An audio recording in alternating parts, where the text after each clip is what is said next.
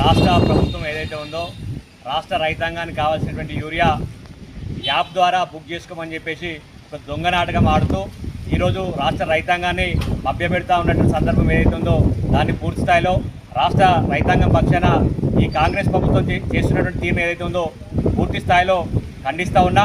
ఈరోజు యాప్లో యూరియా చూపెట్టారు, ఇలా షాప్లోకి వస్తే యూరియా నిల్లు ఒక్క సంచి కూడా లేదు.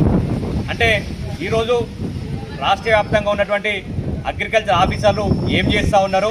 ఈరోజు దేశానికి అన్నం పెట్టే రైతన్నకు ఈరోజు వెన్నువిరిచేటువంటి ఈ యొక్క యూరియా యాప్ అయితే ఏదైతే ఉందో దాన్ని వెంటనే తొలగించి రైతులకు కావాల్సిన యూరియా అందించాలని చెప్పేసి కూడా రాష్ట్ర ప్రభుత్వాన్ని డిమాండ్ చేస్తూ ఉన్నాం.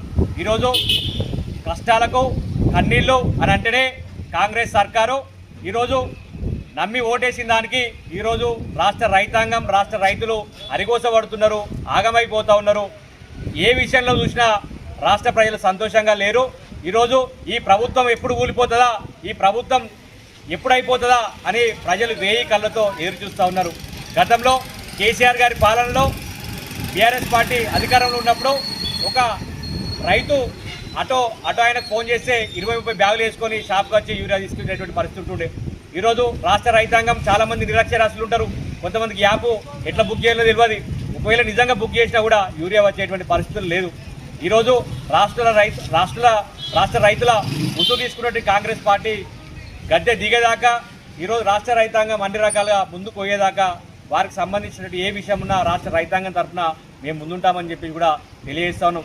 వెను వెంటనే మీకు చిత్తశుద్ధి ఉన్నట్టయితే యూరియా యాప్ తొలగించి ఈరోజు రైతులకు కావాల్సినటువంటి యూరియా ఎంత అవసరం ఉంటే అంత ఈరోజు మీరు అందించాల్సిన అవసరం ఉందని చెప్పేసి చెప్తా ఉన్నాం.